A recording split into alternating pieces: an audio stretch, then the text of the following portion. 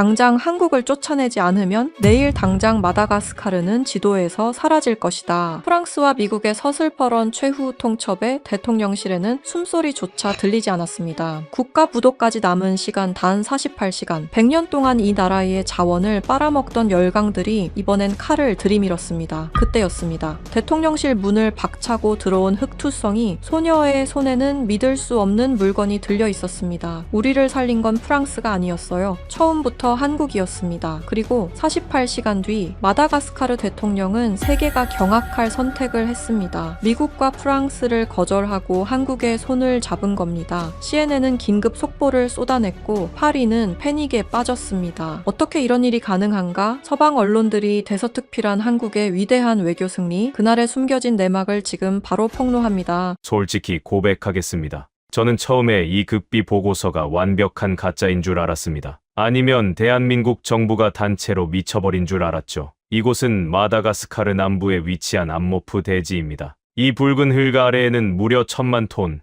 돈으로 환산하면 수천조 원이 넘는 최고급 희토류가 잠들어 있습니다. 그냥 파내기만 하면 전 세계 전기차 배터리와 첨단 반도체 시장을 단숨에 독점하는 겁니다. 그런데 한국기업연합이 이곳의 경작권을 따내고서 내민 계획서가 뭔지 아십니까? 채굴이 아니었습니다. 경작이었습니다. 예, 농사 말입니다. 낮 기온 섭씨 50도의 소금 사막에서 수천조 원짜리 희토류를 깔고 앉아 벼를 심고 상추를 키우겠다는 겁니다. 프랑스, 중국, 미국, 전 세계의 네로라 하는 지질학자들과 경제학자들이 배를 잡고 웃었습니다. 한국이 드디어 단단히 미쳤다며 세상에서 가장 비싼 텃밭을 일구는 아시아의 글로벌 호구가 됐다며 맹렬하게 조롱했죠. 제 이름은 펠릭스 호프만, 스위스 제네바에서 40해 동안 일해온 국제자원 리스크 분석가입니다. 그리고 오늘 저는 제 평생의 경력을 걸고 뼈저리게 참여합니다. 그때 우리는 감히 한국을 비웃지 말았어야 했습니다. 한국은 단순한 촌극을 벌이러 온 게 아니었습니다. 그들이 사막 한가운데서 보여준 것은 오만방자한 서방 세계의 상식을 완전히 파괴해버리는 인류 역사상 가장 위대한 기적이자 반격이었으니까요. 사건의 무대인 암모프 대지는 지질학적으로 완벽하게 저주받은 땅입니다. 토양의 염분 농도가 바닷물의 무려 3배에 달합니다. 풀 한 포기, 박테리아 한 마리도 살 수 없는 끔찍한 죽음의 땅이죠. 현지 원주민들조차 악마의 혓바닥이라 부르며 침조차 뱉지 않고 길을 돌아가는 곳입니다. 프랑스는 과거 식민지 시대의 기득권을 내세워 이 땅을 차지하려 외인 부대를 보냈고, 중국은 막대한 인프라 차관을 무기 삼아 정부의 숨통을 조였습니다. 하지만 이 치열한 자원 전쟁에서 승리한 것은 99년의 토지, 임대권과 표층 경작권을 사들인 대한민국이었습니다. 런던과 파리의 동료 분석가들은 모두 똑같이 반응했습니다. 한국이 제대로 사기를 당했다. 희토류 위에 텐트 치고 콩나물이라도 키울 셈인가. 마치 금광 위에 주저앉아 텃밭을 가꾸겠다는 꼴이니 전 세계 언론의 비웃음을 사는 것도 무리는 아니었습니다. 하지만 제 가슴 한구석은 미친 듯이 뛰고 있었습니다. 제가 40해 동안 지켜본 대한민국은 끔찍한 전쟁의 잿더미 속에서도 살림 녹화를 이뤄내고 세계적인 경제 대국으로 일어선 계산이 빠르고 생존 본능이 지독한 나라입니다. 그런 그들이 수조 원의 확실한 채굴권을 포기하고 아무에게도 쓸모없는 황무지의 껍데기만 샀다. 여기엔 분명 우리가 모르는 거대한 트릭이 숨겨져 있었습니다. 저는 즉시 짐을 쌌습니다. 책상머리의 서류 쪼가리로는 도저히 답이 안 나왔으니까요. 마다가스카르 수도 안타나나리보에서 낡은 전세 헬기를 타고 남쪽으로 3시간. 창밖으로는 생명체라고는 찾아볼 수 없는 완벽한 지옥이 펼쳐졌습니다. 그때였습니다. 헤드셋 너머로 헬기 조종사의 다급한 목소리가 들려와 호프만 박사님, 전방 2시 방향. 저게 대체 뭡니까? 저는 무심코 망원경을 들었다가 하마터면 숨을 멈출 뻔했습니다. 보고서에 적힌 정확한 좌표,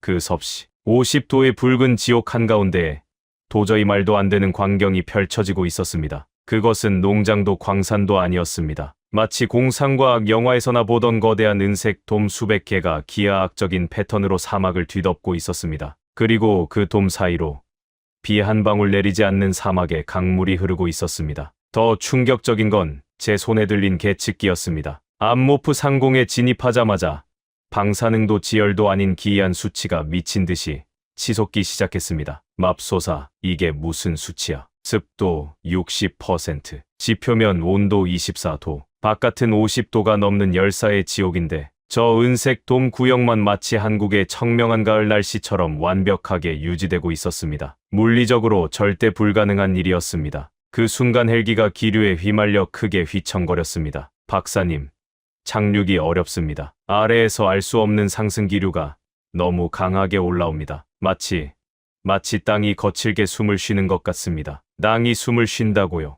저는 등골이 오싹해졌습니다. 한국은 도대체 저 붉은 모래 밑에서 무슨 짓을 벌인 걸까요? 그들은 단순히 흙장난을 하러 온 게 아니었습니다. 이 죽음의 별 자체를 완전히 개조하고 있었던 겁니다. 가까스로 헬기가 착륙장에 내려앉자 거센 열풍을 뚫고 한 남자가 걸어왔습니다. 흙먼지로 범벅이 된 작업복 차림의 동양인. 그가 바로 전 세계를 경악시킨 스벨트 농업 프로젝트의 총책임자 윤도산 디렉터였습니다. 그는 예고 없이 들이닥친 저를 보고 놀라지도 않았습니다. 그저 투명한 유리병에 담긴 맑은 물 한 잔을 건네며 제 평생 잊지 못할 첫마디를 던졌습니다. 먼 길 오시느라 고생하셨습니다. 호프만 박사님, 오신 김에 이거 한 잔 드셔보시죠. 그것은 평범한 생수가 아니었습니다. 놀랍게도 이 죽음의 소금 사막 한가운데서 가 포집해낸 100% 순수한 식수였습니다. 제가 덜덜 떨리는 손으로 병을 받아 든 사이 윤도산 디렉터는 바닥에 쪼그려 앉아 붉은 흙을 한 줌 쥐었습니다. 그러더니 손가락으로 비벼보고 냄새를 맡고 심지어 혀끝을 대어 맛을 보았습니다. 어서 오십시오.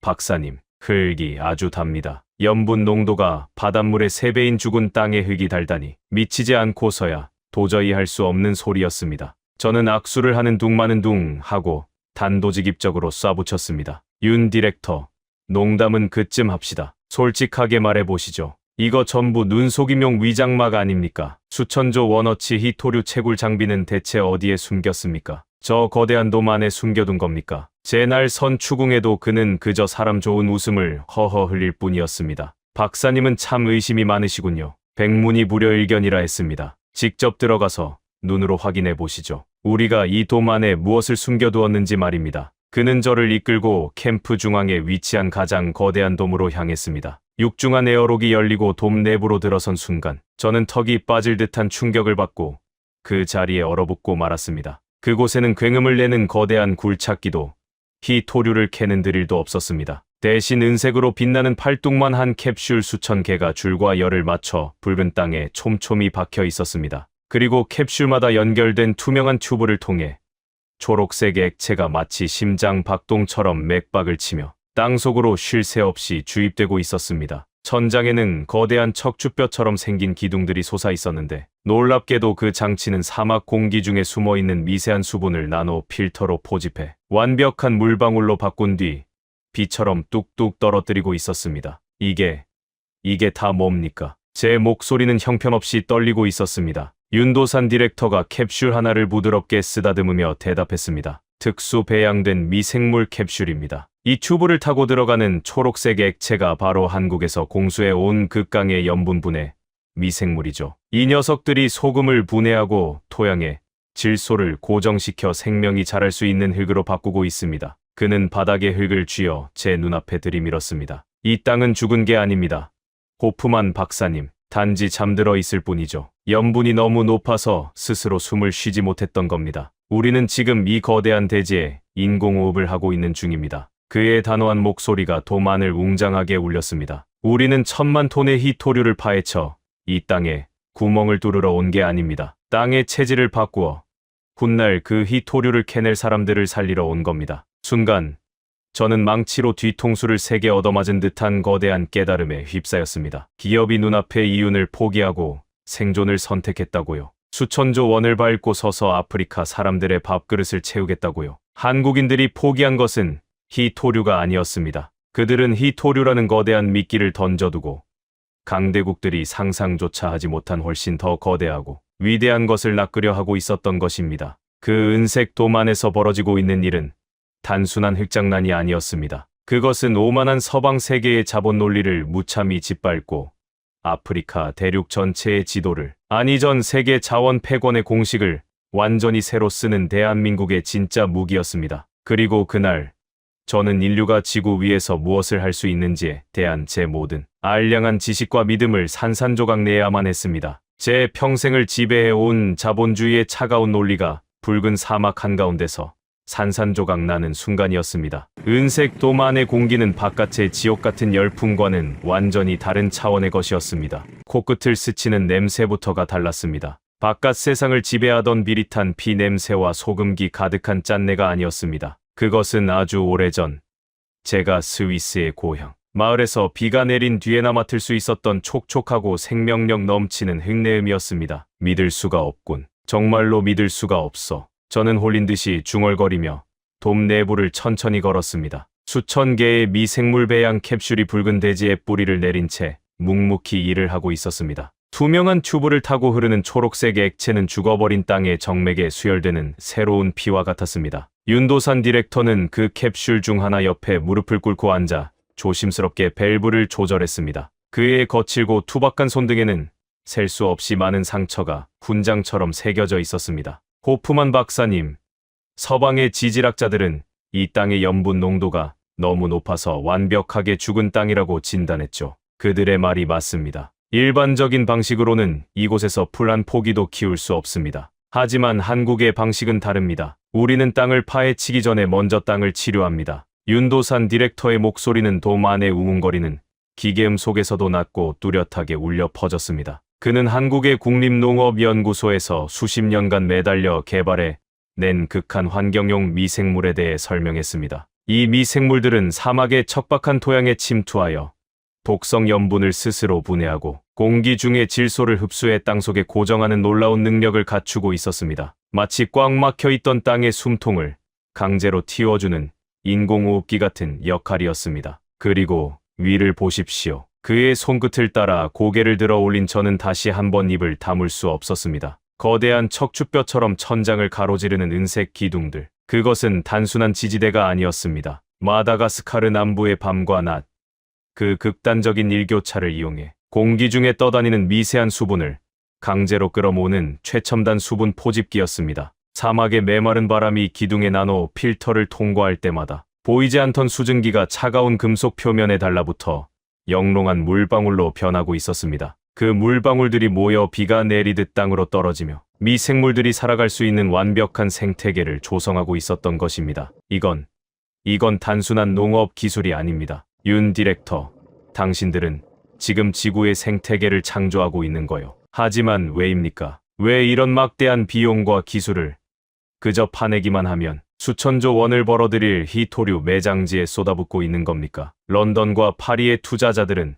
절대로 이런 미친 짓을 승인하지 않을 겁니다. 저는 국제 자원 분석가로서의 본능을 숨기지 못하고 쏘아붙였습니다. 자본주의의 철칙은 최소 투자로 최대 이익을 뽑아내는 것입니다. 프랑스나 중국이었다면 이 돔을 세울 돈으로 거대한 다이너마이트를 사들여 땅을 산산조각 내고 값싼 현지인들의 노동력을 착취해 히토류만 쏙 빼먹은 뒤 떠났을 것입니다. 그것이 지난 100년간 강대국들이 아프리카를 대했던 유일한 방식이었으니까요. 윤도산 디렉터는 자리에서 천천히 일어났습니다. 그의 깊은 눈동자에는 서구의 엘리트들이 결코 이해하지 못할 어떤 숭고하고도 지독한 슬픔 같은 것이 서려 있었습니다. 박사님, 70여 년 전의 대한민국을 아십니까? 끔찍한 전쟁이 휩쓸고 간 뒤 한국의 산과들은 지금 이 암모프 대지보다 더 처참한 잿더미였습니다. 나무 한 그루 풀 한 폭이 남지 않은 붉은 민둥산뿐이었죠. 당시 미국의 전문가들은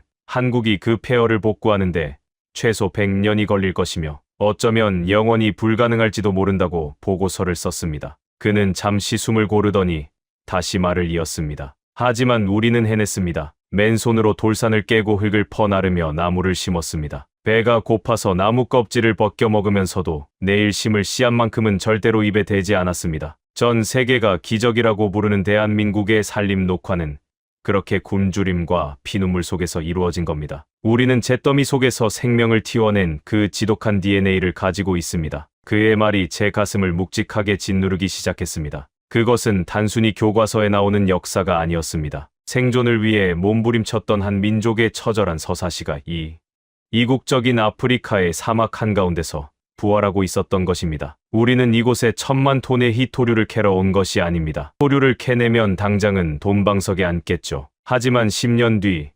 20년 뒤에는 어떻게 됩니까? 구멍 뚫린 폐광과 오염된 지하수, 그리고 중금속에 병들어 죽어가는 현지인들만 남게 될 겁니다. 아프리카가 지난 100년 동안 서구 열강들에게 당해온 착취의 역사가 바로 그겁니다. 단물만 뽑아먹고 버리는 것. 윤도산 디렉터는 돔 너머의 붉은 사막을 가리켰습니다. 대한민국은 다릅니다. 우리는 이곳 마다가스카르와 오랜 세월 동안 형제로서 신뢰를 쌓아왔습니다. K. 라이스벨트. 우리는 이 저주받은 땅을 생명이 자라는 옥토로 바꾸어 놓을 겁니다. 현지인들에게 한국의 벼 품종을 심고 가꾸는 법을 가르칠 겁니다. 연간 3천만 명을 먹여 살릴 수 있는 거대한 식량 기지를 우리 손으로 지어줄 겁니다. 그 다음에는요. 그 다음에는 희토류를 가져갈 겁니까? 그 다음에는 이 땅의 진짜 주인인 마다가스카르 사람들이 배불리 밥을 먹고 건강해진 몸으로 스스로의 힘으로 자원을 개발하게 될 겁니다. 우리는 파괴자가 아니라 동반자로 남을 겁니다. 사람이 살 수 없는 땅에서는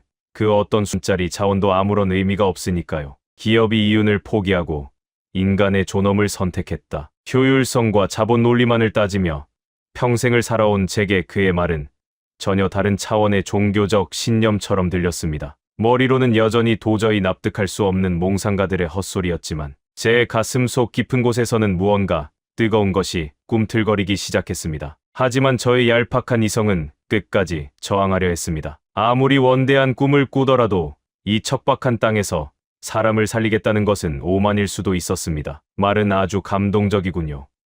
윤 디렉터. 하지만 현실은 다릅니다. 이 은색 돔 몇 개로 사막 전체를 옥토로 바꾸겠다는 겁니까? 당신들의 그 고결한 이상이 저 바깥의 잔인한 현실 앞에서도 무너지지 않을 수 있다고 장담합니까? 제가 날 선반문을 던지고 윤도산 디렉터가 입을 열려는 찰나였습니다. 돔 바깥쪽 육중한 에어록 너머에서 살이 찢어지는 듯한 날카로운 비명 소리가 들려왔습니다. 도와주세요. 제발 아무나 우리 좀 도와주세요. 내 동생이 죽어가요. 그것은 어린 소녀의 끔찍한 절규였습니다. 저와 윤 디렉터는 대화를 멈추고 굳은 표정으로 돔 바깥을 향해 몸을 돌렸습니다. 에어록을 열고 열풍이 몰아치는 밖으로 뛰쳐나간 순간 저는 마주하고 말았습니다. 이 거대하고 차가운 첨단 기술의 한가운데서 생사의 갈림길에 선 나약한 인간의 처절한 모습을 말입니다. 그리고 그곳에서 저는 한국인들이 말하는 사람을 살린다는 것이 도대체 어떤 의미인지, 우리가 에어록을 열고 다시 열풍이 몰아치는 사막의 지옥으로 발을 내디뎠을 때 제 눈앞에 펼쳐진 참상은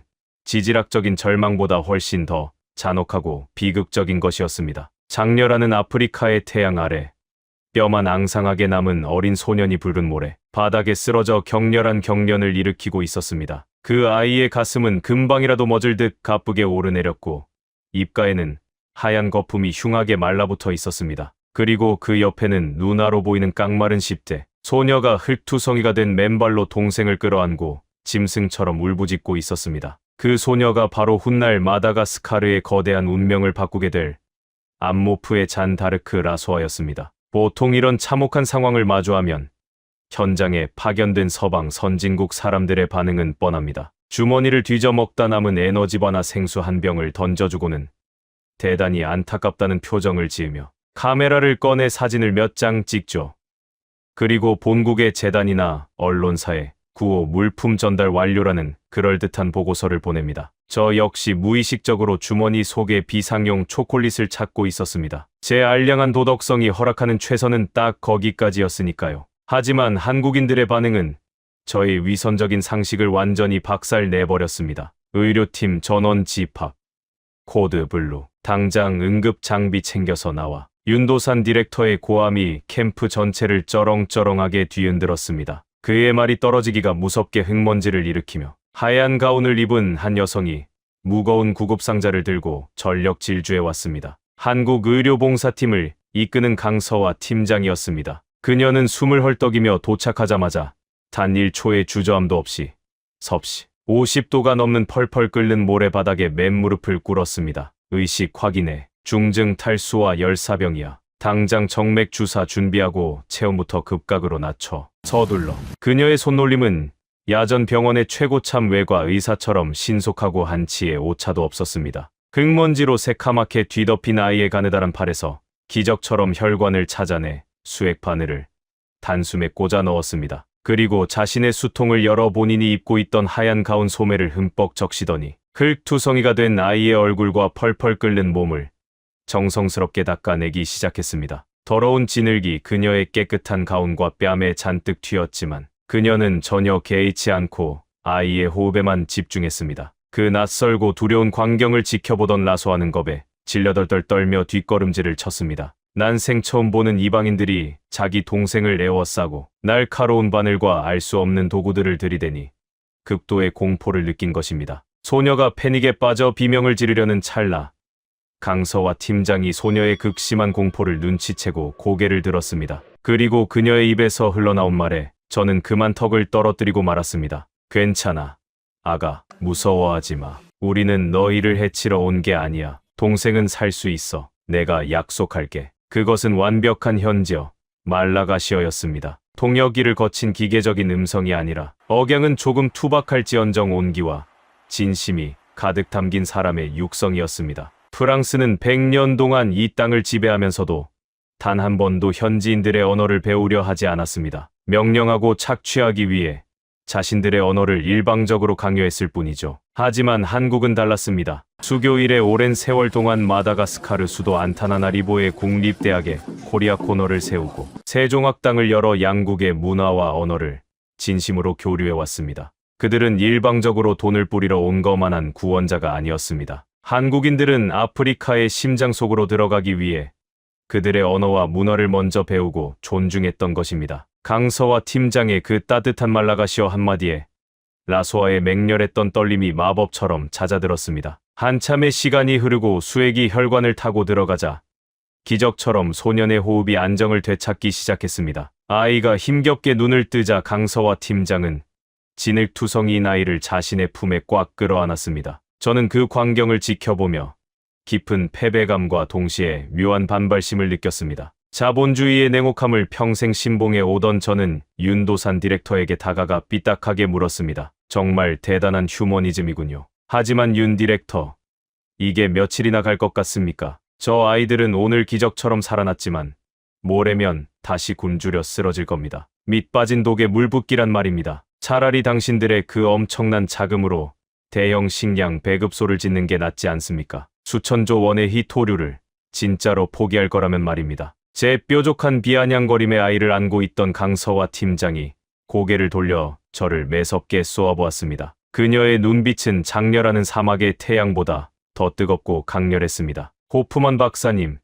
우리는 이곳에 알량한 자선 사업을 하러 온 게 아닙니다. 식량 배급소요. 네, 그러면 당장 일주일은 배를 채우겠죠. 하지만 그 다음에는요. 평생 긴 줄을 서서 남이 던져주는 동정의 빵 부스러기나 기다리는 무기력한 노예로 살게 놔둘 겁니까? 그녀는 주머니에서 무언가를 꺼내 들었습니다. 작은 플라스틱 명찰이었습니다. 그녀는 그것을 라소아의 낡고 찢어진 옷깃에 아주 정성스럽게 달아주었습니다. 이게 뭡니까? 제가 당황하여 묻자 강서와 팀장이 라소아의 거친 손을 꽉 쥐며 대답했습니다. 이 아이의 새로운 신분증입니다. 명찰에는 라소아라는 이름 밑에 현지어와 한글로 또렷하게 이렇게 적혀 있었습니다. 제1기 예비 농업 전문가. 저는 헛웃음이 나왔습니다. 글자도 제대로 모를 것 같은 빈민가 소녀에게 전문가라니요. 농담이 지나치시군요. 강 팀장. 이 아이들이 무슨 수로 전문가가 됩니까? 박사님, 이 아이들은 결코 거지가 아닙니다. 단지 기회가 없었을 뿐이에요. 우리는 빵을 주러 온 게 아니라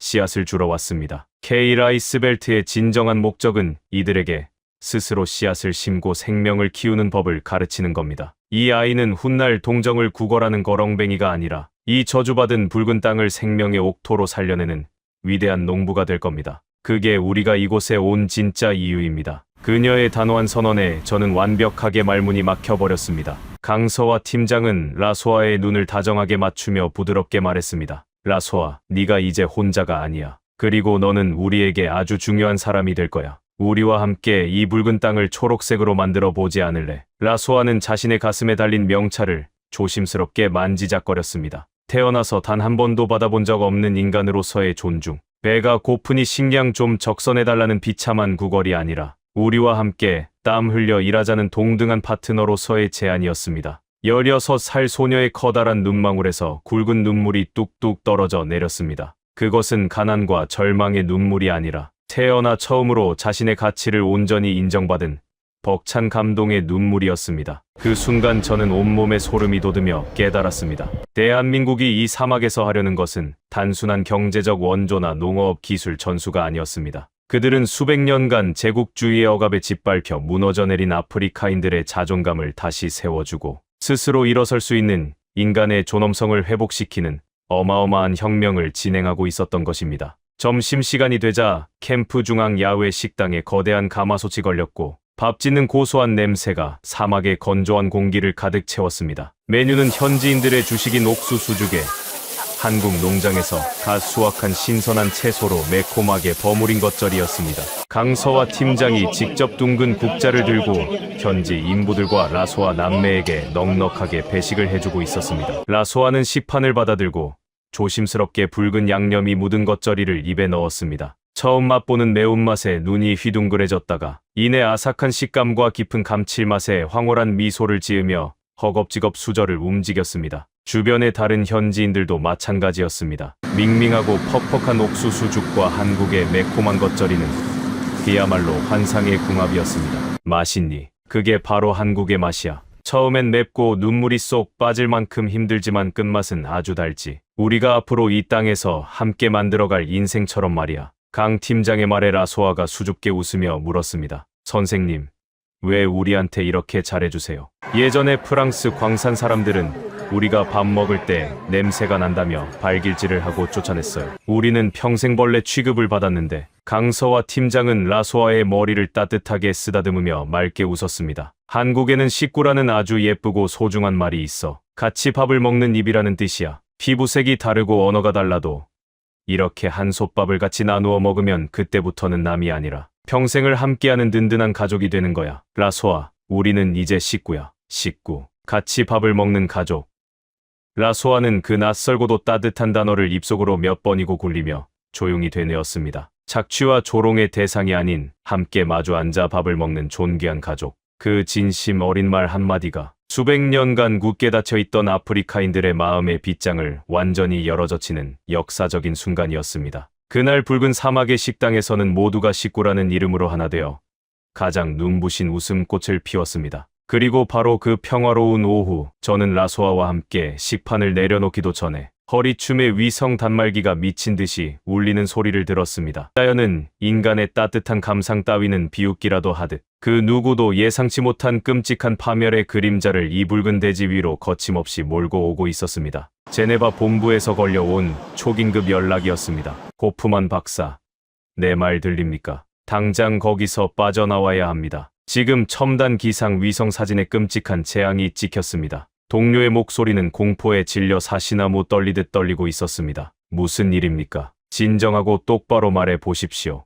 모래 폭풍입니다. 그런데 그냥 폭풍이 아니에요. 지난 50년 동안 단 한 번도 관측된 적 없는 최악의 슈퍼 샌드 스톰입니다. 시속 160km의 살인적인 돌풍이 암모프 대지를 향해 일직선으로 진격하고 있습니다. 내일 새벽이면 그 일대 전체가 지도에서 완전히 지워질지도 모릅니다. 당장 헬기를 띄우십시오. 저는 순간 심장이 얼어붙는 듯한 충격을 받았습니다. 마다가스카르 남부의 모래 폭풍은 지질학자들 사이에서도 악명이 높았습니다. 모래에 미세하고 날카로운 철광석 가루가 잔뜩 섞여 있어서 강풍을 타고 날아오면 콘크리트, 건물조차 거대한 사포로 갈아버리듯 흔적도 없이 파괴해버리는 엄청난 위력을 가지고 있었기 때문입니다. 제가 황급히 밖으로 뛰어나가 보니 수킬로미터 떨어진 곳에 진을 치고 있던 프랑스 외인 부대와 중국의 건설 노동자들은 이미 장비를 내팽개치고 고지대로 대피하기 위해 트럭에 올라타며 아비규환의 탈출극을 벌이고 있었습니다.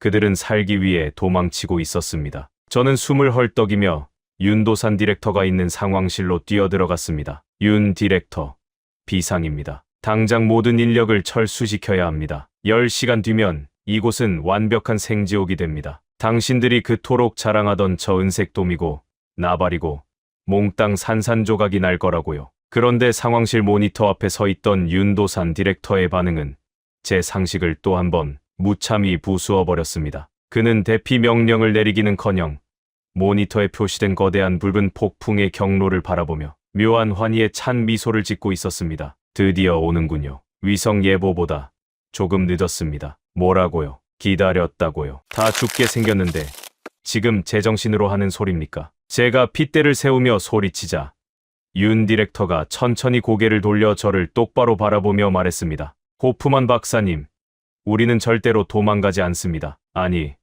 도망갈 이유가 전혀 없습니다. 저 거대하고 무시무시한 바람이 마침내 우리를 도와줄 테니까요. 어떻게 자연재해를 기다릴 수 있다는 것인지요. 도대체 한국인들은 무슨 꿍꿍이가 있는 걸까요? 상황실 한쪽에는 기상청 위성 데이터와 인도양 기류 분석 화면이 가득했습니다. 그들은 이미 수개월 전부터 이 폭풍의 경로를 추적해 온 것이었습니다. 그리고 다음날 새벽, 칠흑 같은 어둠 속에서 대지를 통째로 집어삼킬 듯한 끔찍한 굉음과 함께 지옥의 바람이 드디어 암모프 대지를 강타했습니다. 새벽 4시, 지평선 넘어가 핏빛으로 붉게 물들기 시작했습니다. 해가 떠오르는 것이 아니라 세상의 모든 것을 파괴하려는 모래 폭풍의 전조였습니다. 수천 대의 전차가 동시에 진격해 오는 듯한 공포스러운 소음이 고막을 찢을듯이 울려 퍼졌습니다. 한국 캠프 내에 비상 사이렌이 울렸고 전 인원은 지하 방어 벙커로 대피했습니다. 전 섹터 에어로넷 전개,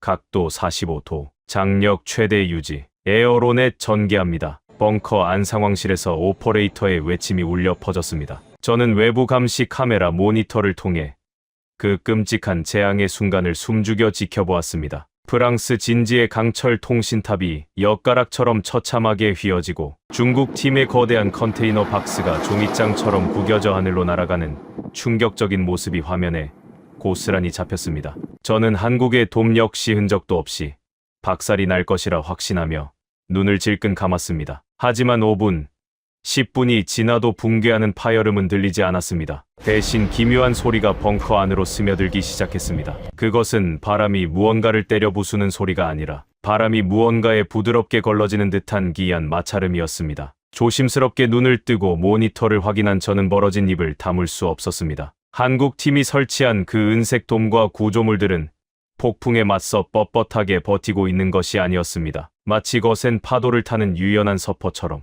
혹은 바람에 몸을 뉘는 갈대처럼 형상을 바꾸며 폭풍의 길을 스르르 열어주고 있었습니다. 특수 형상 기억 합금으로 제작된 프레임이 바람의 강도에 맞춰 스스로 유연하게 춤을 추듯 충격을 흘려보내고 있었던 것입니다. 하지만 진짜 기적은 그것이 끝이 아니었습니다. 윤도산 디렉터가 모니터 한 구석에서 미친 듯이 치솟고 있는 수치를 가리켰습니다. 박사님, 저 수치가 보이십니까? 수분 포집률 100% 돌파입니다. 저게 대체 무슨 소립니까? 지금 밖에서 불고 있는 저 미친 폭풍 속에 정답이 있습니다. 암모프의 모래 폭풍은 수천 킬로미터 떨어진 인도양에서 발원하여 날아옵니다. 그 과정에서 바다의 엄청난 습기를 머금게 되죠. 서방 국가들은 모래만 보고 공포에 질려 도망치지만 우리는 모래 속에 숨겨진 생명의 물을 봅니다. 화면 속에서 거대한 그물망처럼 생긴 에어로넷이 돔 위로 활짝 펼쳐져 있었습니다. 머리카락 굵기의 수만 분의 1에 불과한 최첨단 나노 섬유로 제작된 그 거대한 그물망 사이로 폭풍이 통과할 때마다 눈에 보이지 않던 미세한 수증기들이 그물에 달라붙어 거대한 물방울로 맺히기 시작했습니다. 마치 짙은 안개 낀 날 거미줄에 영롱한 이슬이 맺히는 원리와 똑같았습니다. 메인 탱크 수위 상승 중 30%, 50% 돌파, 90% 도달했습니다. 오퍼레이터에 떨리는 외침이 들릴 때마다 벙커 안에 있던 한국인들과 현지 직원들의 얼굴에 경이로운 환희가 번졌습니다. 밖에서는 세상이 멸망할 듯 바람이 울부짖으며 모든 것을 파괴하고 있는데 한국인들은 그 끔찍한 재앙의 한가운데서 그것을 생명수로 바꾸어 저장하고 있었던 겁니다. 남들이 모든 것을 잃고 도망치는 그 절망의 시간에 한국은 가장 귀중한 자원을 얻어내고 있었습니다. 그것은 오만한 대자연마저 굴복시킨 완벽한 역발상의 승리이자 기술이 도달할 수 있는 숭고한 예술의 경지였습니다. 12시간 동안 이어진 지옥의 폭풍이 거짓말처럼 잦아들고 고요가 찾아왔을 때 우리는 조심스럽게 벙커 밖으로 걸어 나갔습니다. 밖의 풍경은 그야말로 처참했습니다. 수킬로미터 밖의 프랑스와 중국 진지는 완전히 쑥대밭이 되어 텐트 조각 하나 남아있지 않았습니다. 하지만 한국 캠프는 달랐습니다. 유연하게 휘어졌던 구조물들은 다시 원래의 웅장한 모습으로 돌아와 있었고 무엇보다 발밑의 대지가 변해 있었습니다. 펄펄 끓던 모래 바닥이 흠뻑 젖어 짙은 색을 띠고 있었습니다. 붉고 독한 먼지로 가득했던 공기는 소나기가 지나간 숲속처럼 상쾌하고 청명했습니다. 윤도산 디렉터가 축축하게 젖은 붉은 땅 위로 천천히 걸어갔습니다. 그리고 무릎을 꿇고 흙을 살피기 시작했습니다. 저 역시 숨을 죽이고 그를 따라갔습니다. 그의 투박한 손가락이 가리킨 곳에는 도저히 믿을 수 없는 위대한 생명이 존재하고 있었습니다. 박사님, 여기를 보십시오. 폭풍이 남기고 간 젖은 흙을 뚫고 아주 작고 여린 초록색 새싹 하나가 수줍게 고개를 내밀고 있었습니다. 이게 뭡니까? 이 소금밭에서 어떻게? 염생식물입니다. 소금기 가득한 극한의 땅에서도 자랄 수 있도록 한국의 농업연구진들이 개량해낸 특수 품종이죠. 폭풍이 가져다준 엄청난 물을 흠뻑 마시고 드디어 기적처럼 첫 싹을 틔운 겁니다. 수백 년, 아니 수천 년 동안 완벽하게 죽어있던 저주의 땅. 풀 한 폭이 자라지 않아 악마의 혓바닥이라 불리며 원주민들 쫓아버렸던 이 고립된 사막에서 생명이 태어난 것입니다. 뒤따라 나온 라소아와 현지 직원들이 그 작은 초록색 새싹을 보고 입을 틀어막은 채 그 자리에 주저앉았습니다. 라소아는 떨리는 두 손으로 새싹 주변의 흙을 어루만지며 짐승처럼 오열하기 시작했습니다. 살아있어. 땅이 살아나고 있어. 그것은 단순한 식물이 아니었습니다. 저주받았다고 믿었던 자신들의 가난한 조국도 바뀔 수 있다는, 우리도 남들처럼 배불리 살 수 있다는 가장 강력하고 확실한 희망의 증거였습니다. 하지만 이 위대한 기적이 누군가에게는 눈엣 가시가 되었습니다. 독점적인 권력을 놓치고 싶지 않은 강대국들의 비열하고 더러운 음모가 깊은 어둠 속에서 또아리를 틀고 있었기 때문입니다. 기적처럼 첫 새싹이 돋아난 지 일주일이 지났을 무렵 캠프 주변의 분위기가 심상치 않게 돌아가기 시작했습니다. 한국 팀이 사막에서 물을 만들어내고 생명을 틔웠다는 소문이 바람을 타고 퍼지자 프랑스 광산에서 하루 1달러의 헐값을 받으며 모예처럼 일하던 현지 청년들이 곡괭이를 집어던지고 한국 농장으로 구름대처럼 몰려든 것입니다. 그들은 더 이상 자원을 파헤치는 착취의 도구가 아니라 스스로 씨앗을 심고 가꾸는 당당한 농부가 되기를 원했습니다. 인력을 빼앗기고 굴착기가 멈춰버린 프랑스와 중국의 탐사 기지에는 견딜 수 없는 치욕과 분노가 감돌았습니다. 물리적인 자연재해조차 이겨낸 한국을 쫓아내기 위해 그들은 결국 가장 비열하고 야만적인 폭력의 카드를 꺼내 들고야 말았습니다. 달조차 뜨지 않은 칠흑 같은 그날 밤이었습니다. 모두가 깊은 잠에 빠진 시각, 농자, 외곽을 가로지르는 거대한 메인 수로 시설 쪽으로 검은 그림자 무리가 은밀하게 접근했습니다. 강대국 자본에 매수된 현지의 악명 높은 갱단, 그리고 그들의 뒤를 봐주는 외국 정보국 요원들이었습니다. 그들은 수로의 심장 부인 핵심 밸브에 고성능 폭약을 설치하고는 어둠 속으로 흔적도 없이 사라졌습니다. 잠시 후 쾅 하는 귀를 찢는 거대한 폭발음이 암모프의 밤하늘을 산산조각 냈습니다. 비상벨이 요란하게 울려 퍼졌고 숙소에서 뛰쳐나온 우리 앞에는 지옥보다 더 참혹한 광경이 펼쳐져 있었습니다. 애써 포집하고 모아두었던 수만 톤의 생명수가 파괴된 배관을 뚫고 콸콸 쏟아져 나와 붉은 사막의 모래 바닥으로 허무하게 스며들고 있었습니다. 치솟는 시뻘건 물길 속에서 찢겨나간 파이프는 마치 잘려 나간 거인의 동맥처럼 흉측하게 입을 벌리고 있었습니다. 안 돼.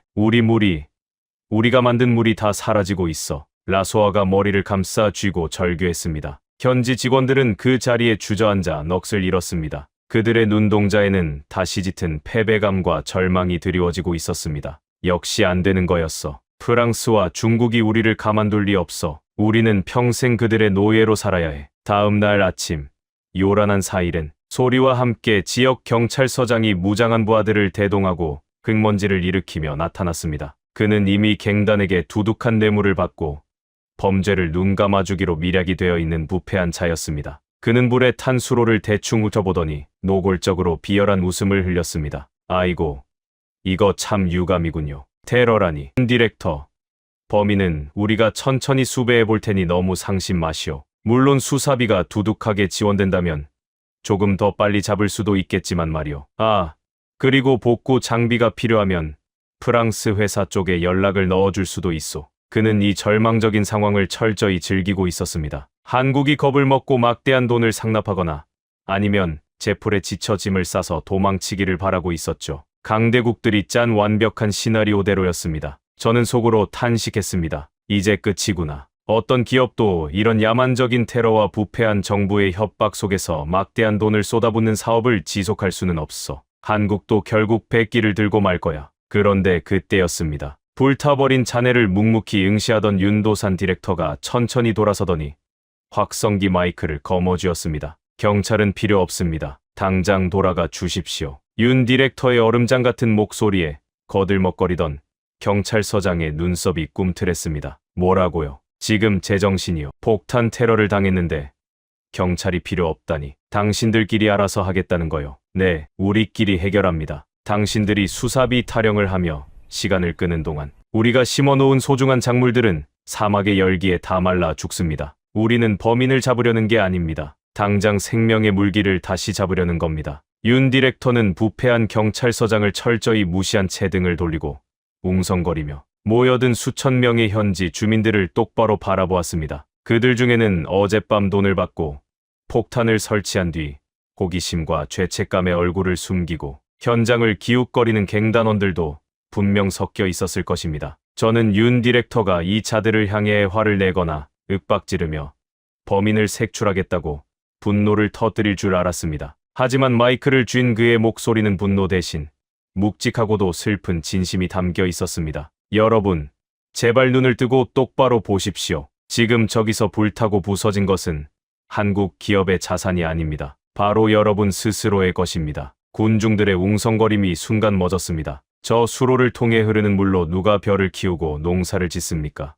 여러분입니다. 그 땀 흘려 얻은 수확물을 누가 먹고 배를 불립니까? 여러분의 어린 자식들입니다. 그런데 누군가 돈 몇 푼에 눈이 멀어 자기 자식들의 밥그릇을 산산조각 냈습니다. 정적이 감도는 가운데 누군가의 억눌린 흐느낌이 들려왔습니다. 한국 사람들은 괜찮습니다. 우리는 돈과 기술이 있으니 언제든 다시 지으면 그만입니다. 하지만 당장 오늘 마실 물이 사라지고 작물이 타들어가는 고통은 온전히 여러분의 몫입니다. 우리는 무너진 이 수로를 반드시 다시 고칠 겁니다. 하지만 우리 직원들만으로는 몇 날 며칠이 걸릴지 모릅니다. 여러분의 결단이 필요합니다. 우리와 함께 여러분의 밥그릇을 고치겠습니까? 아니면 다시 프랑스 광산의 어두운 구덩이로 돌아가 평생 목마른 노예로 살겠습니까? 그것은 머리를 둔기로 내리치는 듯한 묵직한 선언이었습니다. 그동안 현지인들은 이 거대한 시설을 단순히 외국인들이 돈을 벌기 위해 지어놓은 그들의 것이라고만 생각했습니다. 하지만 윤 디렉터는 당당하게 이것은 너희의 것이라고 선언하며 100년 동안 짓밟혀 있던 그들의 주인의식을 망치로 두드리듯 깨워버린 것입니다. 무거운 침묵이 흘렀습니다. 부패한 경찰서장은 콧방귀를 뀌며 비웃었습니다. 고작 저 굶주린 자들에게 뭘 바라는 거요? 당장 다 도망칠 텐데. 그 순간이었습니다. 군중의 맨 앞줄에서 작고 마른 체구의 소녀가 앞으로 걸어 나왔습니다. 라소아였습니다. 그녀의 가느다란 손에는 자기 키만 한 낡은 삽이 꽉 쥐어져 있었습니다. 제가 하겠습니다. 제 동생의 밥그릇은, 우리 가족의 밥그릇은 제가 직접 지키겠습니다. 라소아는 단 1초의 주저함도 없이 아직 뜨거운 열기가 남아있는 검은 흙더미 속으로 뛰어들었습니다. 가냘픈 손으로 시커멓게 그을린 파이프 조각을 들어 올리며 눈물을 닦아냈습니다. 그 작은 소녀의 외침과 행동이 거대한 도화선에 불을 붙였습니다. 나도 하겠소. 우리도 돕겠습니다. 비켜서시오. 여기저기서 현지 청년들이 포효하듯 소리치며 뛰쳐나왔습니다. 삽과 곡괭이가 없으면 맨손으로 불탄 흙을 퍼냈고 바구니가 없으면 입고 있던 셔츠를 벗어 흙을 담아 날랐습니다. 가장 충격적인 것은 무리 뒤에 숨어있던 험상궂은 표정의 갱단원들조차 자신들의 손에 쥐어있던 칼과 총을 모래바닥에 내던지고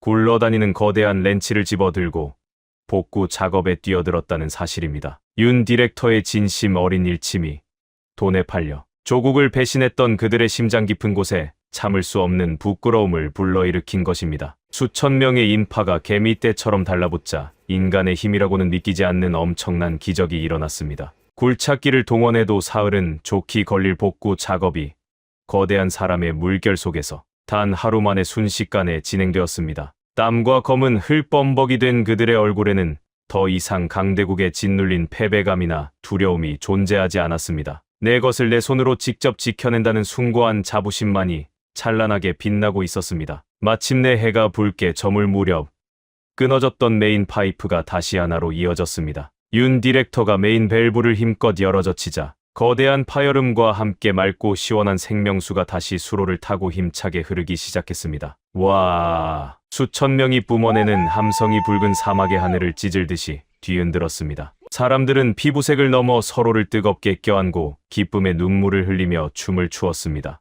이 압도적인 연대의 기적 앞에 부패한 경찰서장은 기가 질린 표정으로 슬그머니 차에 올라타 도망치고 말았습니다. 그날 밤부터 농장 외곽에는 놀라운 변화가 생겼습니다. 한국 직원들이 돈을 주고 고용한 것도 아닌데 낮에 수로를 고쳤던 현지 청년들이 스스로 조를 짜고 횃불을 든 채 밤샘 순찰을 돌기 시작한 것입니다. 그들의 손에는 최신식 소총 대신 낡은 몽둥이와 농기구가 들려 있었지만 그들의 눈빛은 프랑스 정규군보다 훨씬 더 매섭고 결연했습니다. 수십 년간 서방 세계가 막대한 자본과 무력을 쏟아붓고도 단 한 번도 얻지 못했던 현지인들의 절대적인 충성과 자발적인 방패를 한국은 사람에 대한 진심과 신뢰 단 하나만으로 완벽하게 얻어낸 것입니다. 하지만 현지에서의 비열한 공작이 실패로 돌아가자 이익을 빼앗긴 강대국들은 분노하며 얼굴에 가면을 완전히 벗어 던졌습니다. 그들은 이제 한낱 기업의 프로젝트를 방해하는 수준을 넘어 국가 대 국가의 전면전으로 판을 키우기 위한 무시무시한 칼을 빼들기 시작했습니다. 마다가스카르의 목줄을 쥐고 있는 거대한 서방 자본의 외교적 압박이 본격적으로 시작된 것입니다. 현지에서의 비열한 물리적 테러와 공작이 현지인들의 자발적이고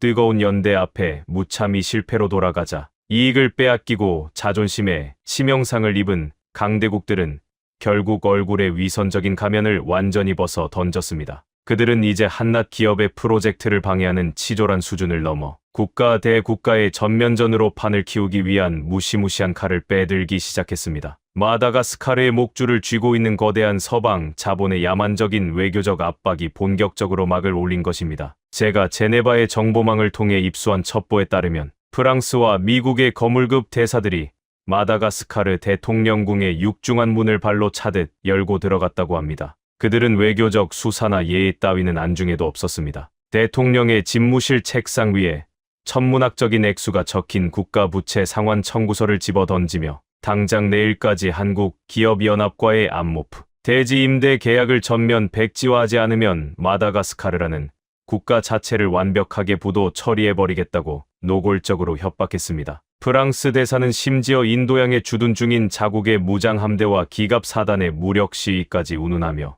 아프리카의 작은 섬나라가 감당할 수 없는 엄청난 공포를 주입했습니다. 이 절망적인 소식은 곧바로 태평양을 건너 대한민국 서울의 심장부로 긴급 타전되었습니다. 단순히 아프리카에 진출한 기업 하나의 문제가 아니었습니다. 국가적 자존심과 K-라이스벨트라는 거대한 비전이 서구 열강의 횡포에 짓밟힐 백척간두의 위기였습니다. 서울의 깊은 밤, 정부의 핵심 강요들과 프로젝트에 참여한 대한민국의 4대 그룹 총수들이 무거운 침묵이 내려앉은 비밀 원탁회의장에 마주 앉았습니다. 경제부총리가 침통하고 어두운 표정으로 입을 열었습니다. 현실적으로 우리가 버티기는 어렵습니다. 프랑스는 유럽연합 차원의 전방위적인 무역 제재를 언급하고 있고 미국도 안보 협의체를 빌미로 우리 정부를 강하게 압박하고 있습니다. 마다가스카르 정부는 이미 빚더미에 올라앉아 있어서 서방 국가들이 당장 차관 회수를 무기로 목을 조르면 며칠도 버틸 재간이 없습니다. 안타깝지만 이번 암모프 프로젝트는 전면 철수하는 것이 좋겠습니다. 기업들의 막대한 손실금은 정부가 공적 자금으로 최대한 보전해 드리겠습니다. 여기서 더 고집을 부리다가는 우리의 본진인 반도체나 자동차 수출, 경제까지 돌이킬 수 없는 타격을 입게 됩니다. 그것은 머리로는 완벽하게 이해할 수밖에 없는 냉혹한 자본주의 국제사회의 가장 합리적인 판단이었습니다. 계란으로 바위를 치는 격이었으니까요. 회의장에는 볼펜이 굴러가는 소리조차 천둥처럼 들릴 정도로 숨막히는 정적이 감돌았습니다. 그때 묵묵히 허공을 응시하던 대한민국 최고 기업의 총수가 헛기침으로 정적을 깨고 천천히 입을 열었습니다. 철수라니요. 저는 절대로 못합니다. 그의 단호하고 서늘한 어조에 회의장 안의 모든 정부 관료들이 경악하며 그를 바라보았습니다. 이건 단순한 비즈니스 논리나 손익 계산서로 접근할 문제가 아닙니다. 피를 말리는 외교 전쟁입니다. 이길 확률이 0%라고요. 그러니까 더더욱 물러설 수 없는 겁니다. 우리 대한민국이 언제 눈앞에 확률이나 따져가며 오늘날의 나라를 만들었습니까? 잿더미 위에서 제철소를 지을 때도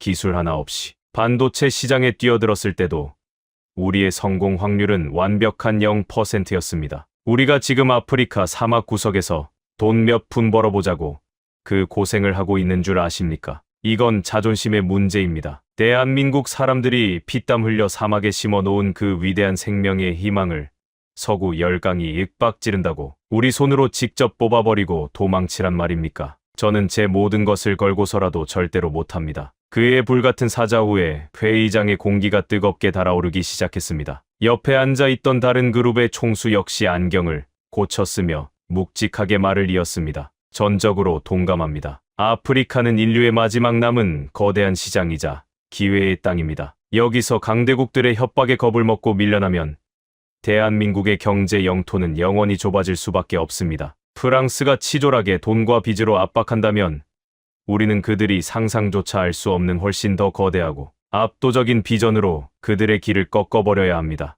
더 거대한 비전이라니요. 장관들이 반문하자 총수들은 품 안에서 두툼한 서류 뭉치를 꺼내 원탁 위에 내려놓았습니다. 그것은 한국의 기업들이 밤을 새워가며 치밀하게 작성한 완전히 새로운 차원의 제안서, 이름하여 마다가스카르 미래 펀드였습니다. 규모가 대체 어느 정도입니까? 초기 자본금만 500억 달러입니다. 500억 달러. 우리 돈으로 환산하면 무려 60조 원이 넘어가는 인간의 상상을 초월하는 천문학적인 금액이었습니다. 마다가스카르 국가 1년 예산의 10배가 훌쩍 넘는 벅찬 돈이었습니다. 정부 관료들의 입이 떡 벌어졌고 회의장은 쥐 죽은 듯이 고요해졌습니다. 미치셨습니까? 그 엄청난 자금을 무슨 수로 감당한단 말입니까? 이것은 단순히 돈을 빌려주고 이자를 받는 구시대적인 차관이 아닙니다. 이 500억 달러로 우리는 현지에 최고급 시설을 갖춘 학교 100개와 첨단 종합병원 10곳을 짓습니다. 아프리카 전역으로 뻗어나갈 스마트 물류 항만과 고속, 철도망 등 국가의 모든 뼈대가 되는 인프라를 우리 대한민국의 기술로 직접 건설하고 운영합니다. 그리고 거기서 발생하는 모든 수익을 마다가스카르 정부와 완벽하게 5대5로 나눕니다. 우리는 서구 열강처럼 자원만 파헤쳐서 도망가는 것이 아니라 그들과 함께 100년을 먹고 살 수 있는 진정한 경제 공동체를 만들어 주겠다는 겁니다. 그들은 그 자리에서 전 세계 기업 역사상 전례를 찾아볼 수 없는 가장 위대한 결단을 내렸습니다. 평소에는 국내외 시장에서 피 튀기게 경쟁하던 굴지의 기업들이 국가의 이익과 인류의 앞에서는 거대한 하나의 팀이 되어 완벽한 스크럼을 짠 것입니다. 자원을 착취하고 빚으로 목을 조르는 낡은 제국주의 프랑스대 최첨단 기술로 학교와 병원을 지어주며 찬란한 미래를 함께 설계하자는 대한민국. 마다가스카르의 대통령이 바보가 아니라면 과연 누구의 손을 잡겠습니까? 이 충격적이고도 가슴 벅찬 제안은 곧바로 대통령 전용기를 타고 마다가스카르의 수도 안타나나리보로 날아갔습니다. 한국기업연합의 대표단이 공항에 도착하자 전 세계에서 몰려든 수천 명의 기자들로 북새통을 이루었습니다. 소식을 전해들은 프랑스 대사는 파랗게 질린 얼굴로 애써 코웃음을 쳤습니다. 500억 달러라니. 한국 기업들이 단체로 허풍을 떠는군. 자원도 없는 나라에서 그 엄청난 돈이 하늘에서 떨어지기라도 한단 말인가. 마다가스카르 대통령은 몽상가들의 헛소리보다 당장 내일 터질 국가부도라는 끔찍한 현실을 더 두려워할 것이다. 프랑스 대사의 말처럼 대통령국 내부의 분위기는 여전히 절망적이었습니다. 당장 눈앞에 들이밀어진 서방 국가들의 채무 상환 압박은 너무나 거대했고 한국이 제시한 장밋빛 미래는 빚더미에 짓눌린 대통령에게는 손에 잡히지 않는 신기루처럼 보였기 때문입니다. 대통령이 떨리는 손으로 한국과의 계약 파기 서류에 만년필을 가져다 대려는 그 숨막히는 찰나 굳게 닫혀있던 집무실 밖에서 그 누구도 예상치 못한 거대한 파도가 밀려오고 있었습니다. 자본의 논리로 꽁꽁 얼어붙은 늙은 정치인의 심장을 송두리째 녹여버릴 아주 작지만 가장 위대한 영웅이 문턱을 넘어서고 있었던 것입니다. 대통령궁 앞의 거대한 광장은 아침 일찍부터 몰려든 수만 명의 인파로 발 디딜 틈조차 없었습니다. 그들은 폭력을 휘두르는 반정부 시위대가 아니었습니다. 안모프 대지에서 밤낮을 가리지 않고 며칠을 걸어온 흙투성이의 농부들, 그리고 한국인들이 세운 학교와 병원에서 새 생명을 얻은 어린 학생들과 그 가족들이었습니다. 그들의 거친 두 손에는 낡은 마다가스카르 국기와 함께 어디서 구했는지 모를 태극기가 소중하게 쥐어져 있었습니다. 수만 명의 군중이 일제히 한 목소리로 코리아를 연호하는 그 장엄한 함성은 두꺼운 대통령궁의 담장을 넘어 가장 깊숙한 집무실까지 쩌렁쩌렁하게 울려 퍼졌습니다. 마다가스카르 대통령은 집무실 창가의 두꺼운 커튼 뒤에 숨어 그 거대하고 낯선 광경을 내려다보며 깊은 고뇌에 빠져 있었습니다. 한쪽에서는 당장 빚을 갚지 않으면 국가를 파멸시키겠다며 목에 칼을 들이미는 프랑스와 미국의 오만한 대사들이 거친 숨을 몰아쉬고 있었고, 다른 한쪽에서는 창밖에 수만 명의 국민들이 미래를 함께 만들자며 손을 내미는 한국을 제발 버리지 말아달라고 피를 토하듯 울부짖고 있었습니다. 그것은 한나라의 운명과 정치적 생명이 완전히 끝장날 수도 있는 가장 잔인하고도 고독한 선택의 기로였습니다. 프랑스 대사가 시계를 신경질적으로 두드리며 윽박질렀습니다. 카카, 저런 무지몽매한 폭도들의 선동에 흔들릴 시간이 없습니다. 당장 한국을 쫓아내는 서류에 서명하십시오. 1분이라도 지체한다면 마다가스카르의 모든 은행 계좌는 동결될 것입니다. 대통령이 체념한 듯 무거운 한숨을 내쉬며 만년필을 꽉 쥐었을 때 굳게 닫혀있던 집무실 문을 벌컥 열고 비서실장이 다급하게 뛰어들어왔습니다. 카카, 긴급 면담 요청자가 있습니다. 지금 당장 만나보셔야 할 것 같습니다. 이 엄중한 상황에 대체 누구란 말인가? 프랑스 본국의 특사라도 온 건가? 아닙니다.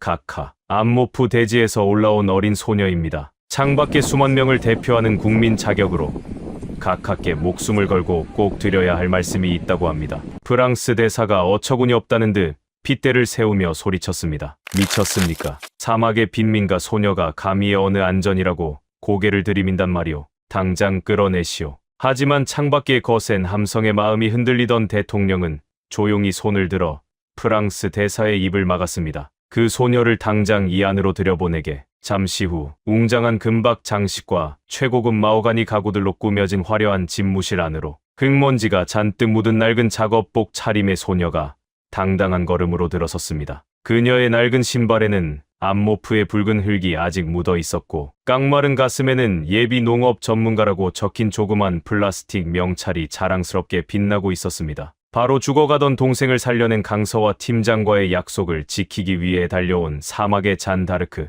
라소아였습니다. 화려한 명품 정장을 빼입은 서방의 외교관들과 무장한 경호원들이 위협적으로 그녀를 에워쌌지만 라소아는 단 한 발짝도 물러서지 않았습니다. 그녀의 등 뒤에는 수만 명의 암모프 주민들과 자신을 사람으로 대접해준 한국의 식구들이 버티고 있었으니까요. 이 숨막히는 대면의 장면은 현장에 있던 국영 방송의 카메라를 통해 마다가스카르 전역으로 그리고 전 세계로 생중계되고 있었습니다. 라소아는 마른 침을 한번 삼키고는 떨리지만 놀랍도록 맑고 결연한 목소리로 입을 열었습니다. 존경하는 대통령님, 저는 버려진 붉은 땅 암모프에서 온 예비 농부 라소아입니다. 불과 얼마 전까지만 해도 저는 너무나 배가 고파서 독이 든 붉은 흙을 파먹으며 죽어가는 동생을 지켜봐야만 했던 비참한 아이였습니다. 그녀는 품 안에서 꼬깃꼬깃해진 낡은 사진 한 장을 꺼내어 높이 치켜들었습니다. 갈비뼈가 앙상하게 드러난 채 하얀 거품을 물고 죽어가던 과거 동생의 끔찍한 사진이었습니다.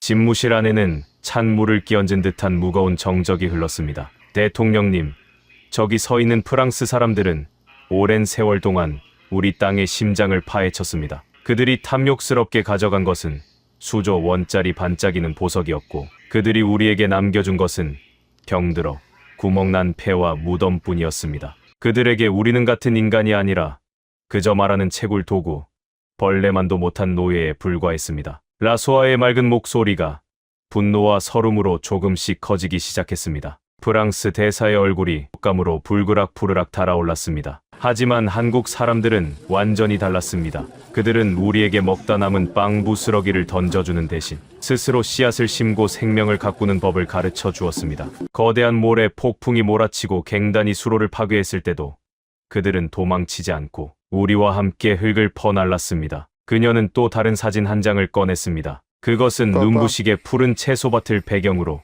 강서와 팀장과 라소아 남매가 활짝 웃으며 끌어안고 있는 너무나 아름답고 따뜻한 사진이었습니다. 그들은 가난한 우리를 더럽다며 쫓아내지 않았습니다. 우리와 한솥에서 밥을 퍼먹으며 우리를 식구라고 불렀습니다. 피를 나눈 가족이라고 했습니다. 대통령님, 우리는 이제 두 번 다시 그들의 노예가 되어 비참하게 사느니 차라리 굶어 죽더라도 끝까지 존엄한 인간이자 친구로 남고 싶습니다. 한국이라는 위대한 친구와 함께라면 우리는 절대로 굶주리지 않고 누구의 노예도 되지 않을 자신이 있습니다. 그 순간이었습니다. 라소아가 갑자기 통역관을 향해 있던 시선을 거두고 대통령의 두 눈을 똑바로 응시하며 서툴지만 너무나도 또렷한 한국어로 말을 이어가기 시작했습니다. 그것은 라소아가 한국의 식구들과 매일같이 일하고 밥을 먹으며 조금씩 배워온, 그리고 이 순간을 위해 밤을 새워가며 수백 번, 수천 번을 연습했던 가장 간절하고 순수한 진심이었습니다. 우리는 노예가 되느니 친구로 남겠습니다. 우리는 친구입니다. 한국은 우리의 진정한 친구입니다. 제발 우리 친구를 쫓아내지 마세요. 그 서툴고 투박한 한국어 한마디가 마치 거대한 지진파처럼 집무실을 강타했습니다. 말라가시어로 그 문장을 통역하던 통역관의 목소리가 걷잡을 수 없이 울먹거렸고, 텔레비전 생중계로 이 장면을 지켜보던 마다가스카르 전역의 수천만 국민들이 거리에서, 식당에서, 각자의 안방에서 왈칵 눈물을 쏟아냈습니다. 그것은 그 어떤 화려하고 기교 넘치는 외교적 수사나 천문학적인 자본의 협박보다도 수만 배는 더 강력하고 거룩한 인간 대 인간으로서의 위대한 호소였습니다. 평생을 권력과 돈의 눈치만 보며 살아왔던 늙은 대통령의 눈시울마저 붉게 달아올랐습니다. 그는 들고 있던 만년필을 미련 없이 바닥에 던져버리더니 자리에서 천천히 일어났습니다. 그리고 성큼성큼 걸어가 흙먼지가 잔뜩 묻은 라소아의 거친 두 손을 자신의 두 손으로 꽉 부여잡았습니다. 대통령은 결연한 눈빛으로 생중계 카메라를 똑바로 응시하며 사자처럼 우렁차게 포효했습니다. 국민 여러분, 그리고 전 세계의 시청자 여러분, 저 역시 마다가스카르의 존엄한 국민으로서 오늘부로 우리나라의 긍지 높은 미래를 결정했습니다. 우리는 서방 국가들과의 굴욕적인 불평등 계약을 이 순간부로 전면 파기합니다. 대신 대한민국 기업연합이 제안한 500억 달러 규모의 위대한 미래 펀드를 조건 없이 전면 수용합니다. 광장 밖에서 억눌려 있던 수만 명의 환호성이 폭발하며 세상을 뒤덮었습니다. 또한 오늘 이 시간부터 대한민국의 언어인 한국어를 우리의 제2 외국어로 지정하고 한국인들이 보여준 굽히지 않는 개척 정신을 우리 국가의 표준 발전 모델로 공식 채택할 것을 엄숙히 선언합니다. 현장에 있던 프랑스와 미국의 대사들은 믿을 수 없는 현실의 치를 떨며 자리에서 벌떡 일어났습니다. 프랑스 대사는 외교적 결례조차 잊은 채 삿대질을 해대며 악을 썼습니다. 미쳤어. 이따위 감상적인 선택을 한 것을 피눈물 흘리며 후회하게 만들어주마. 우리 프랑스의 무적 함대와 전차 부대가 지금 어디를 향하고 있는지 똑똑히 확인하게 될 것이다. 대사들은 문을 박차고 씩씩거리며 나갔습니다. 하지만 그것은 단순한 분풀이 엄포가 아니었습니다. 외교와 자본의 전쟁에서 완벽하게 패배한 강대국들이 이제 더 이상 숨길 것 없이 가장 원시적이고 폭력적인 진짜 무력을 꺼내들기로 작정한 것입니다. 총칼로 평화의 싹을 무참히 짓밟아버리기 위한 무자비한 탱크의 궤도 소리가 생명이 피어나는 고요한 암모프 대지를 향해 서서히 다가오고 있었습니다. 하지만 그들은 꿈에도 몰랐습니다. 무력으로 무장한 탱크조차 멈춰 세울 수 있는 세상에서 가장 아프고도 따뜻한 노래가 그들을 기다리고 있다는 사실을 말입니다. 마다가스카르 대통령의 폭탄 선언이 전 세계로 생중계된 직후 외교와 자본의 전쟁에서 완벽하게 패배한 강대국들은 결국 얼굴에 위선적인 가면을 집어던지고 가장 원시적이고 야만적인 진짜 무력을 꺼내들고야 말았습니다. 총칼로 평화의 싹을 무참히 짓밟아버리기 위한 무자비한 탱크의 궤도 소리가 생명이 막 피어나기 시작한 고요한 암모프 대지를 향해 맹렬하게 다가오고 있었습니다. 전원 전투 배치. 이것은 훈련이 아니다. 즉시 무장하고 진격하라. 프랑스 외인부대 기갑사단이 선두에 섰습니다. 명분은 자국민 보호와 테러 위협 제거라는 허울 좋은 핑계였지만 진짜 목적은 한국이 피땀 흘려 세운 돔시설을 무력으로 점거하고 눈도산 디렉터를 비롯한 핵심 기술진을 영구 추방하는 것이었습니다. 지축을 뒤흔드는 탱크의 육중한 엔진 소리가 붉은 사막의 모래바람을 가르며 점점 가까워졌습니다. 하늘에는 무인 드론이 빙빙 돌며 레이저 표적 지시기를 캠프 중앙으로 비추고 있었고 먼 바다에서는 무장 구축함의 미사일 발사대가 섬뜩하게 열려 있었습니다. 하지만 한국 농장에는 그 흔한 호신용 권총 한 자루조차 없었습니다. 그들이 가진 것이라고는 흙이 묻은 삽과 곡괭이 그리고 20여 명의 한국 직원들과 수천 명의 현지 농부들이 전부였습니다. 저는 지하 벙커 안에서 공포에 질려 눈도산 디렉터의 옷깃을 부여잡고 소리쳤습니다. 윤 디렉터, 제발 피해야 합니다. 저건 시위대가 아니라 포탄을 쏘는 진짜 탱크라고요. 우리가 이길 수 있는 상대가 아닙니다. 여기서 고집을 부리다가는 뼈도 못 추리고 다 죽습니다. 하지만 윤 디렉터는 이번에도 결코 물러서지 않았습니다. 그는 오히려 죽음을 앞둔 사람이라고는 믿기지 않을 만큼 너무나도 평온한 표정으로 상황실에 무전기를 집어들었습니다. 방송실, 준비됐습니까? 타이밍이 가장 중요합니다. 전 세계의 이목이 집중되어 있을 때 바로 그때 틀어야 합니다. 네, 디렉터님, 모든 준비 완료됐습니다. 좋습니다. 탱크 부대가 정문 500m 앞 사정거리에 들어오면 큐 사인 주겠습니다. 프랑스의 최신형 전차 부대가 농장 입구 500m 앞까지 전진하여 멈춰섰습니다. 육중하고 차가운 포신이 한국 캠프에 굳게 닫힌 정문을 정확히 정조준했습니다. 누군가 재채기만 크게 해도 당장 전쟁이 터질 것 같은 일촉즉발의 상황. 프랑스군 지휘관의 날카로운 목소리가 고성능 확성기를 타고 암모프 사막 전체에 불길하게 울려 퍼졌습니다. 한국 측에 최후 통첩한다. 즉시 무장을 해제하고 모든 시설을 비운 뒤 밖으로 나와라. 불응하면 테러리스트로 간주하고 즉각 발포하겠다. 카운트다운 10초를 주겠다. 10, 9, 8. 탱크 조종수들의 손가락이 발사 버튼 위로 올라갔습니다. 보병들은 소총의 안전장치를 풀고 방아쇠에 손을 얹었습니다. 저는 절망감에 두 눈을 질끈 감았습니다. 끝이구나. 이렇게 허무하게 이 척박한 땅에 피어난 기적의 꿈이 강대국의 포탄 한 방에 산산조각이 나는구나. 3. 그때였습니다. 큐. 윤도산 디렉터의 결연한 외침과 함께 농장 중앙 광장에 설치되어 있던 가로 50m 크기의 초대형 LED 스크린이 대낮같이 환하게 켜졌습니다. 동시에 캠프 곳곳에 설치된 고출력 스피커에서 거대한 소리가 터져 나왔습니다. 프랑스 군인들은 폭격이 시작된 줄 알고 본능적으로 몸을 움찔하며 방어 태세를 취했습니다. 하지만 스피커에서 흘러나온 것은 고막을 찢는 파열음도 귀를 찌르는 비상 사이렌도 아니었습니다. 나의 살던 고향은 꽃피는 산골, 복숭아꽃, 살구꽃, 아기 진달래, 너무나도 맑고 청아한 아이들의 노랫소리, 소아를 비롯한 현지의 아이들 100여 명이 눈부시게 고운 한국의 전통 의상인 한복을 차려입고 부르는 대한민국의 동요, 고향의 봄이었습니다. 소아는 이미 며칠 전부터 강서와 팀장에게 이 노래를 배워왔습니다. 처음에는 낯선 멜로디를 따라하느라 혀를 잔뜩 굴리던 아이들이었지만 이제는 가사의 뜻을 몰라도 그 안에 담긴 그리움과 따뜻함이 목소리에 고스란히 배어 있었습니다. 전장의 살벌하고 차가운 소음을 뚫고 퍼져나가는 그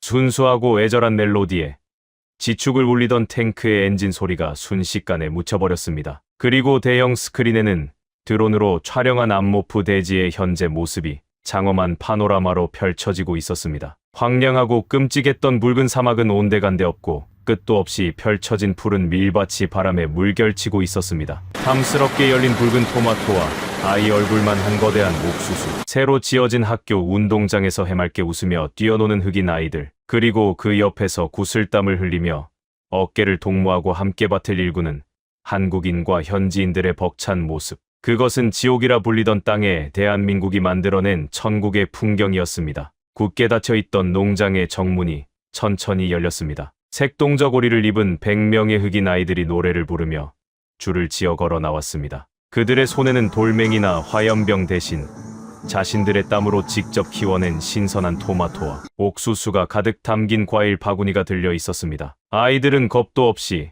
시커먼 포신을 겨누고 있는 탱크와 굳은 표정의 무장 군인들을 향해 천천히, 그러나 조금도 흔들림 없이 다가갔습니다. 탱크 조종수가 잔망경에서 눈을 떼지 못한 채 얼어붙었습니다. 소총을 겨누던 보병들의 거친 손이 덜덜 떨리기 시작했습니다. 그들이 지금 파괴하라는 명령을 받은 대상은 적국의 끔찍한 미사일 기지가 아니었습니다. 자신들이 그토록 지키고 싶어 했던, 하지만 전쟁과 자본의 논리 속에서 까맣게 잊고 살았던 순수한 평화 그 자체였습니다. 프랑스 군인들은 당황하여 어쩔 줄을 몰랐습니다. 적군이 총을 쏘면 응사하라고는 수천 번을 훈련받았지만 화사한 한복을 입고 웃으며 다가와 토마토를 건네는 어린아이들에게 발포하라는 명령은 군대 역사상 그 어디에도 없었으니까요. 10살 남짓한 꼬마 아이가 바들바들 떨고 있는 프랑스 병사의 바짓가랑이를 잡아당기며 자신의 얼굴만 한 토마토 하나를 불쑥 내밀었습니다. 병사가 얼결에 소총을 내려놓고 떨리는 손으로 그 붉은 토마토를 받아 한 입 베어 물었습니다. 사막의 뜨거운 태양과 생명의 물을 머금은 달콤한 과즙이 입안 가득 퍼지자 그 젊은 병사의 눈에서 참을 수 없는 굵은 눈물이 주르륵 흘러내렸습니다. 덜그럭 누군가 무기를 바닥에 내려놓는 소리가 들렸고 이내 부대 전체가 마법에 걸린 듯 총구를 아래로 거두기 시작했습니다. 이 모든 믿을 수 없는 광경은 글로벌 뉴스 채널을 통해 전 세계로 생중계되고 있었습니다. 총구 앞에 꽃과 과일을 든 아이들, 탱크 앞에서 평화의 노래를 부르는 농부들. 그것은 인류 전쟁 역사상 가장 충격적이고도 위대한 반전이었습니다. 여론은 순식간에 화산처럼 끌어올랐습니다. 당장 군대를 철수시켜라. 저 아름다운 기적을 파괴하지 마라. 뉴욕의 타임스퀘어, 프랑스의 샹젤리제 거리, 영국의 트라팔가 광장에 수백만 명의 시민들이 쏟아져 나와 촛불을 들고 자국 정부를 규탄하는 거대한 시위를 벌였습니다. 현장의 하급 병사들은 이미 마음이 무너져 있었습니다. 하지만 탱크가 즉시 후퇴할 수는 없었습니다. 본국 지휘부의 철수 명령 없이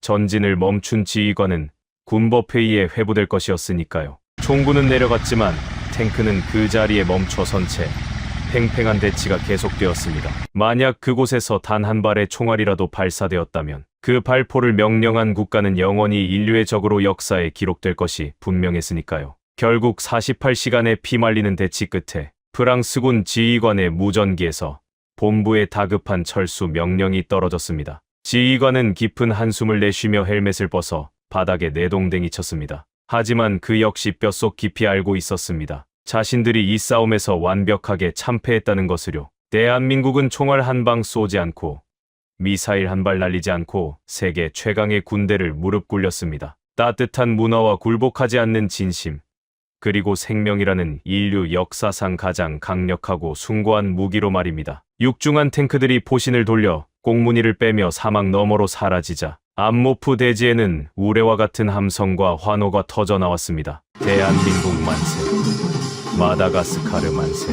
K 라이스벨트 만세. 저는 그 순간 벙커에서 걸어 나온 윤도산 디렉터를 바라보았습니다. 그는 서로를 끌어안고 오열하는 현지인들과 한국 직원들 뒤에 조용히 서서 거친 손등으로 연신 눈물을 훔치고 있었습니다. 그 눈물은 승리의 쾌감 때문만은 아니었을 것입니다. 목숨을 걸고 생명을 지켜냈다는 안도감, 그리고 한 번 식구로 맺은 인연을 결코 버리지 않았다는 벅찬 감동 때문이었겠죠. 하지만 대한민국의 질주는 여기서 멈추지 않았습니다. 이 사막의 작은 기적은 곧이어 전 세계의 질서를 송두리째 뒤흔드는 거대한 초록빛 나비 효과를 불러일으키기 시작했습니다. 총성 없는 전쟁이 대한민국의 완벽한 승리로 끝난 직후 뉴욕의 유엔 본부에서는 전례를 찾아볼 수 없는 초긴급 총회가 소집되었습니다. 당초 의제는 아프리카 대륙의 부채 탕감과 마다가스카르 사태의 해결 방안이었지만 회의가 시작되자 전 세계 190개국 대표들의 시선은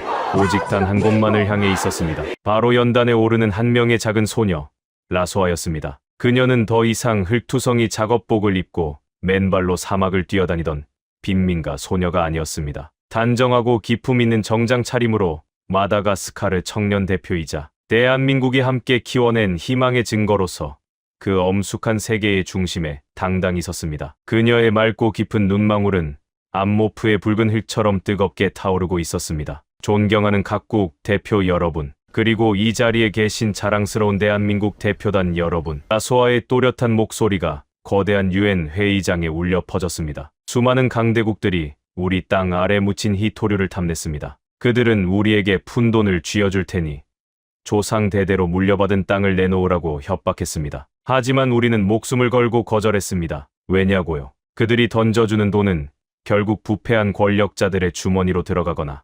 아프리카인들끼리 서로를 죽이는 끔찍한 무기를 사들이는 데 쓰일 것이 너무나도 뻔했기 때문입니다. 그녀는 잠시 숨을 고르며 회의장을 가득 메운 서방 선진국 대표들의 얼굴을 하나하나 응시했습니다. 하지만 대한민국은 완전히 달랐습니다. 그들은 우리에게 무기 대신 학교를 지어주었습니다. 우리를 빚쟁이로 만드는 대신 소금 사막에서 벼를 키우는 기적의 농업 기술을 대가 없이 전수해 주었습니다. 우리는 이제 우리 땅에서 당당하게 캐낸 자원을 전 세계의 정당한 가격으로 팔 것입니다. 하지만 우리는 결코 그 돈으로 탱크를 사거나 전쟁을 준비하지 않을 것입니다. 라소아의 목소리가 한 옥타브 높아지며 웅장하게 울렸습니다. 우리는 한국의 식구들이 가르쳐준 대로 그 돈으로 아이들을 위한 첨단 병원을 짓고 더 많은 사막을 푸른 곡창지대로 바꾸는 스마트팜을 늘려갈 것입니다. 한국이 우리에게 물려준 가장 위대한 유산, 할 수 있다는 불굴의 개척 정신으로 우리는 기필코 스스로 일어설 것입니다. 그녀의 연설이 끝난 직후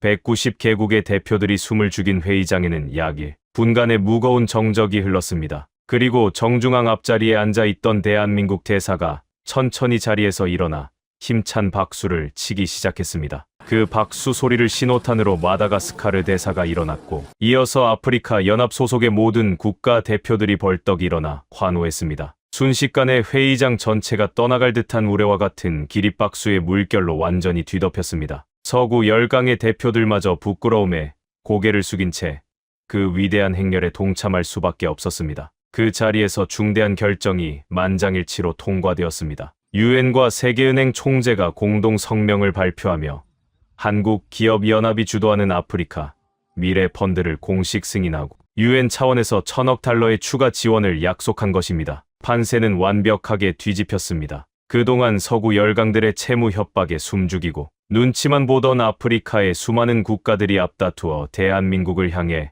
러브콜을 보내기 시작했습니다. 모잠비크 대통령이 특사를 보내 요청했습니다. 우리 국토에도 한국형 스마트시티와 농업기지를 함께 만들어 주십시오. 탄자니아와 케냐 정부가 공식 서한을 보냈습니다. 우리 청년들을 한국으로 유학 보내고 싶습니다. 우리의 사막도 한국의 기술과 진심이라면 바뀔 수 있음을 믿습니다. 대한민국은 더 이상 동북아시아 구석에 자리한 조용한 아시아의 작은 나라가 아니었습니다. 자본의 탐욕을 인류애로 덮고 새로운 공존의 패러다임을 제시하는 명실상부한 글로벌 리더, 국가로 우뚝 선 것입니다. 그리고 마침내 이 거대한 드라마의 가장 극적인 마침표가 찍혔습니다. 무력 진압에 실패하고 국제적 망신을 당했던 프랑스 대통령이 전 세계 생중계로 특별 대국민 담화를 발표했습니다. 수백 년간 아프리카를 식민지로 지배했던 자존심 하나로 먹고 사는 오만한 프랑스가 아프리카의 섬나라와 아시아의 대한민국 앞에서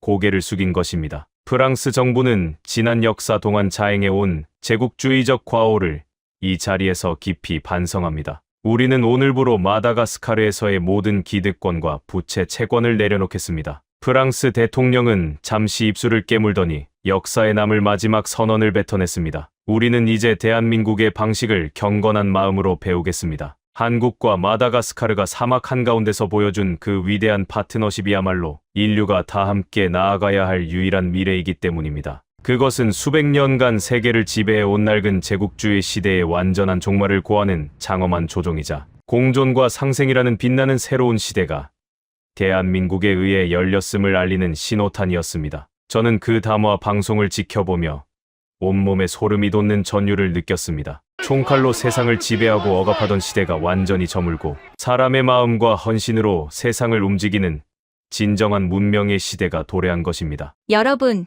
지금까지 펠릭스 호프만 박사의 숨 가쁜 증언을 함께 하셨습니다. 어떠셨나요? 가슴 한구석이 뜨거워지는 것을 느끼셨습니까? 500억 달러의 미래 펀드, 190개국의 기립 박수, 그리고 수백 년간 아프리카를 지배해온 프랑스의 공식 사과까지. 이 모든 것의 시작은 섭씨 50도의 소금 사막에서 묵묵히 미생물 캡슐을 심던 한국인들의 손끝이었습니다. 프랑스 대통령은 전 세계 앞에서 이렇게 말할 수밖에 없었습니다. 우리는 이제 대한민국의 방식을 경건한 마음으로 배우겠습니다. 아무도 믿어주지 않았습니다. 세상에서 가장 비싼 텃밭을 일구는 글로벌 호구라고 조롱했습니다. 하지만 그들은 조용히 땅을 치료하고 사람을 살리고 마침내 탱크마저 멈춰 세웠습니다. 총알 한 발 없이 오직 토마토 하나와 아이들의 노래로. 이 이야기가 묻히지 않도록 여러분의 힘이 필요합니다. 여러분의 공유 한 번이 대한민국의 진심을 세계에 알리는 가장 강력한 무기가 됩니다. 가슴이 뜨거워졌다면 가족 2글자만 남겨주십시오. 여러분의 댓글 하나하나가 모여 새로운 시대를 여는 거대한 물결이 됩니다. 좋아요와 구독은 이 위대한 이야기를 지키는 등불이 됩니다. 저는 다음 시간에 더 놀랍고 가슴 벅찬 대한민국의 기적을 가지고 찾아오겠습니다. 감사합니다.